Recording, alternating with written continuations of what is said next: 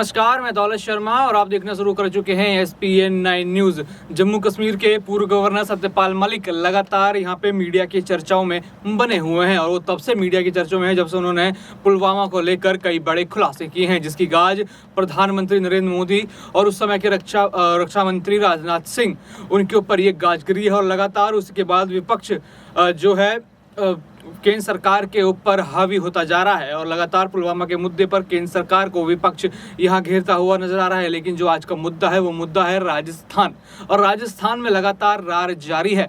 चाहे वो कांग्रेस की बात कहें, चाहे वो बीजेपी की बात करें, लेकिन यहाँ पे एक बड़ी नसीहत सत्यपाल मलिक ने बीजेपी को दी है। उन्होंने कहा है कि बीजेपी जो है उनको वसुंधरा राजे के ऊपर खासा ध्यान देना चाहिए, वरना उनके बिना काम नहीं चलेगा। और साथ ही साथ उन्होंने जो है कांग्रेस में चल रहे आपसी कलह जो अशोक गहलोत और सचिन पायलट के बीच चल रहा है उस पर भी जो है उन्होंने टिप्पणी करी। उन्होंने कहा है कि दोनों नेताओं को साथ मिलकर चुनाव लड़ना होगा और समझना होगा कि पार्टी का भला किसमें, और साथ ही साथ उनको जनता के मुद्दों के साथ जाना होगा। और देखा जाए तो जनता के मुद्दों की बात करके कहीं ना कहीं उन्होंने यहाँ पे सचिन पायलट का समर्थन किया है, क्योंकि सचिन पायलट जो है लगातार युवाओं के मुद्दे उठा रहे हैं, जनता के मुद्दे उठा रहे हैं, और उसी को लेकर वो अपनी सरकार के खिलाफ आंदोलन पर भी चले गए थे, जिसके बाद बात और ज्यादा पार्टी के अंदर बिगड़ गई थी। और लगातार पार्टी तो कह रही थी कि सब कुछ ऑल इज वेल है, सब कुछ इन दोनों नेताओं के बीच ठीक है, लेकिन कुछ ठीक दिखाई नहीं दिया। और 11 जून को एक बड़ा भव्य कार्यक्रम वो करते हैं और सीधे सीएम गहलोत को वहां से ललकारते हैं कि मैं तो बड़े बुजुर्गों का सम्मान करता हूं, लेकिन बड़े बुजुर्ग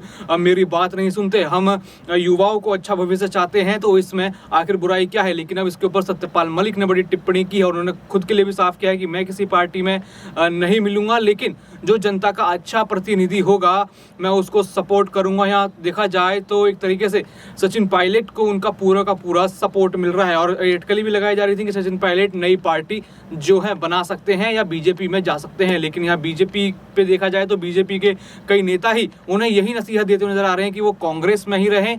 लेकिन दूसरी तरफ पीएम मोदी बड़े बड़े अपने जो है अजमेर में दौरे करते हैं, राजस्थान के कई ऐसी जगह उनके नेता जाते हैं और वहां से सीधा निशाना साधते हैं। कुछ पक्ष कहता है कि पायलट बीजेपी में रहे, तो कुछ पक्ष उनको कांग्रेस में ही रहने की नसीहत देता है। और साथ ही साथ सत्यपाल मलिक पे अटकलें लग रही थी कि वो अब जो है 2024 के चुनाव को लेकर किसी दूसरी पार्टी में जाकर एक बड़ा चेहरा बनेंगे। लेकिन उन्होंने क्लियर कर दिया है कि मैं किसी पार्टी के साथ नहीं हूँ, किसी नेता के साथ नहीं हूँ, लेकिन हाँ जो जनता की बात करेगा, जो मुद्दों पे खरा उतरेगा, मैं उसके साथ यहाँ पे नजर आऊंगा। और राजस्थान की पॉलिटिक्स पर उन्होंने एक बहुत बड़ी टिप्पणी करी है जो चर्चाओं के बाजार में अब लगातार फैलती जा रही है। और भी ऐसी खबरें जानने के लिए देखते रहिए SPN9 न्यूज़। धन्यवाद।